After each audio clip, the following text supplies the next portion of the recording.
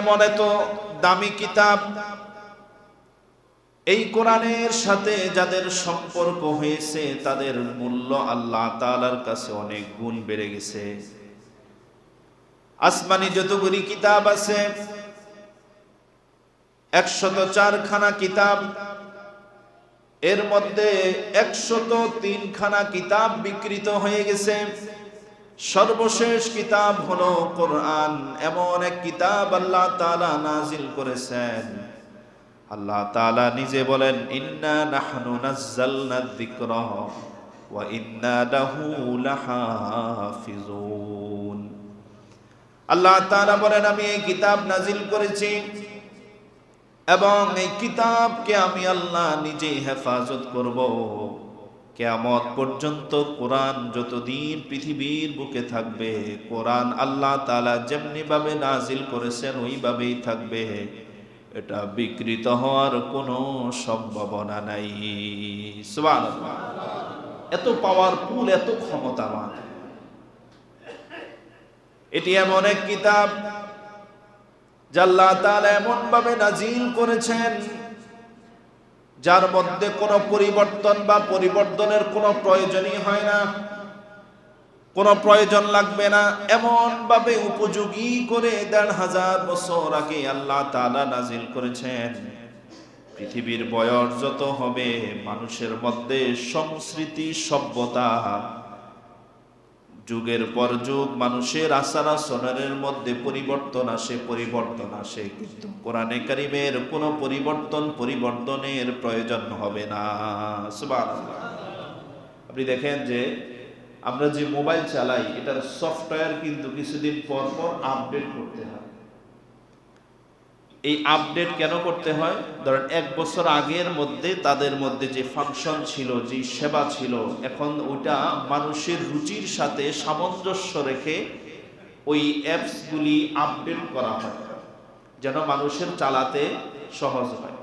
ধরেন আজ থেকে 20 বছর আগে আমরা যে মোবাইল চালাতাম, সেই মোবাইল আর এখনকার মোবাইল কি এক? ধরেন আমি যখন ছোট ছিলাম তখন নোকিয়া ফোন ছিল। একটা ফোন ছিল এত বড় বড়, অর্থাৎ ছোটখাটো একটা ইট। আর ওই মোবাইলগুলি যার হাতে ছিল, মানুষ মনে করতো যে হ্যাঁ, এত সে জানি কত বড় লোক মানুষ, সে নিজে মোবাইল চালায়, ঠিক না? তাহলে ওই ইট জাতীয় মোবাইল চালাইলে আমরা তাকে তখন সবাই বড় লোক মনে করতাম। ওই মোবাইল নিয়ে এখন যদি কেউ হাঁটে, এখন কিন্তু আমরা বলবো এই লোকের কি মাথায় সমস্যা আছে। হ্যাঁ, ঠিক না? তার মানে হলো ওই যে মোবাইল দিয়ে আমরা এক সময় তাকে অনেক ভদ্র মনে করতাম, অনেক ধনী মনে করতাম, ওই মোবাইলটা এখন যদি কেউ চালায়, এখন কিন্তু আমরা তাকে পাগল মনে করব। কাউকে যদি ওটা যদি মাগনাও দেওয়া হয়, সে কিন্তু এটা নিবে না। তাহলে দেখেন যে মোবাইলের মধ্যে পরিবর্তন এসছে। আর ওই ক্যাটাগরির মোবাইল যদি এখন যদি তৈরি করা হয়, এটা কিন্তু এখন মানুষের চাহিদার সাথে কিন্তু এখন এটা সামঞ্জস্যপূর্ণ নয়। তাহলে আপনি যদি 20 বছরের মধ্যে যদি মানুষের যান্ত্রিকভাবে এত পরিবর্তন যদি হয়, তাহলে 100 বছর আগে কেমন ছিল? 500 বছর আগে মানুষের চাল চলন, আচার আচরণ, মানুষের সভ্যতা, সংস্কৃতি কেমন ছিল? কিন্তু আপনি দেখেন যে আল্লাহ তাআলা এই যে মানুষের জীবনধারা পরিবর্তন হয়, প্রত্যেক 100 বছর পর পর কিন্তু মানুষের মধ্যে জাতিগত একটা পরিবর্তন আসে। তাহলে এমন করে 1500 বছর, 1500 শতাব্দী চলে গেল। কোরআন এমন এক কিতাব যে আল্লাহ তাআলা এটার মধ্যে এত পাওয়ার, এত ক্ষমতা দিয়েছেন। যুগ সময় যত আপডেট হবে, কোরআনের গ্রহণযোগ্যতা তত বেশি বাড়বে। সুবহানাল্লাহ।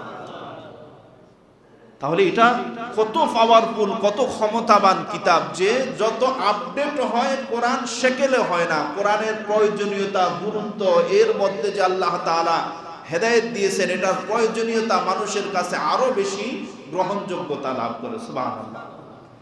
কারণ এই কিতাব, এই কোরআন যিনি নাজিল করেছেন তিনি হলেন আল্লাহ। মানুষ যিনি সৃষ্টি করেছেন তিনি হলেন আল্লাহ।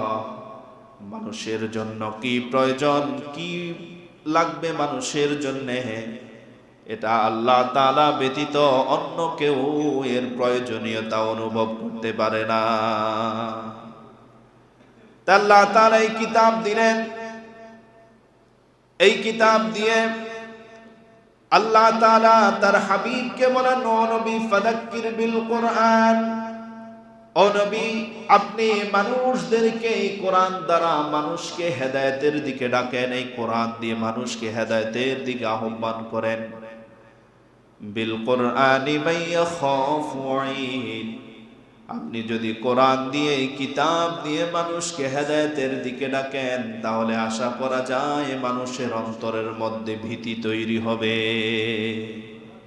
আপনি যদি কোরআন দিয়ে মানুষকে ডাকেন, মানুষকে হেদায়েতের দিকে ডাকেন, তাহলে আশা করা যায় যে তাদের অন্তরের মধ্যে ভয়, হেদায়েতের নূর তৈরি হয়ে যাবে।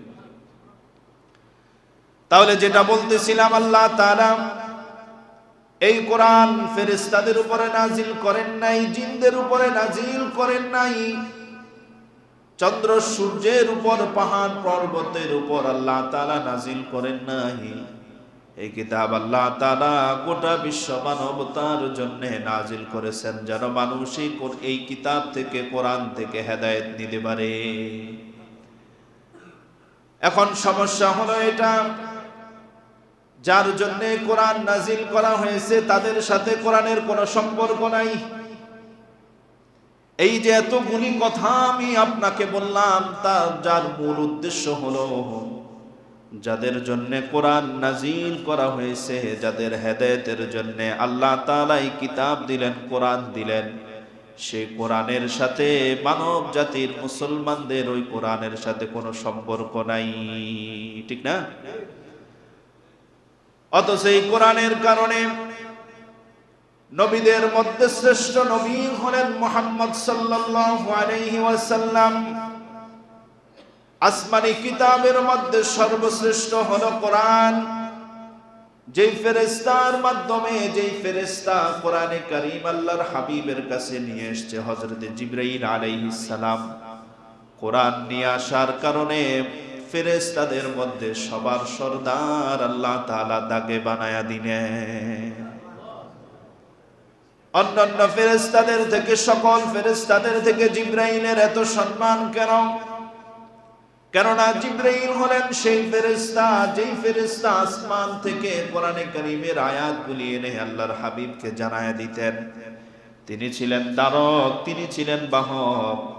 কোরআনের দ্বারক বাহক হওয়ার কারণে একজন ফেরেশতার মূল্য আল্লাহ তাআলা এত বাড়ায়া দিলেন। কোরআনের এত দাম কেন? যেই মাসে নাজিল হয়েছে ওই মাসের দাম বেড়ে গেছে। 12 মাসের মধ্যে সব থেকে সম্মানিত, দামি, ফজিলতপূর্ণ মাস রমজান মাস। যেই রাতে আল্লাহ তাআলা লাউহে মাহফুজ থেকে প্রথম আসমানে কোরআনে কারীম নাজিল করেছেন, সেই রাত ছিল লাইলাতুল কদর। আল্লাহ তাআলা লাইলাতুল কদরকে 1000 মাসের উপর শ্রেষ্ঠত্ব দান করলেন। আল্লাহ তাআলা ওই রাত্রে কোরআন নাজিল হওয়ার কারণে বললেন, লাইলাতুল কদরি খায়রুম মিন আলফি শাহর। কোরআন নাজিলের ওই রাত্রিকে আল্লাহ তাআলা বললেন, 1000 মাসের থেকেও এই রাত্রিকে আমি আল্লাহ এত সম্মানিত করে দিয়েছি।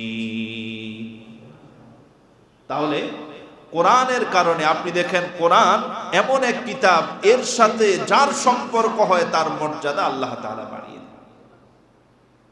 কোরআনের সাথে কাঠের একটা রেয়ালের সম্পর্ক হয়েছে। এজন্য দেখবেন কোরআনের, যেই কোরআনকে বহন করেছে রেয়ালটা, তার সাথে পা লাগলে মানুষ সম্মান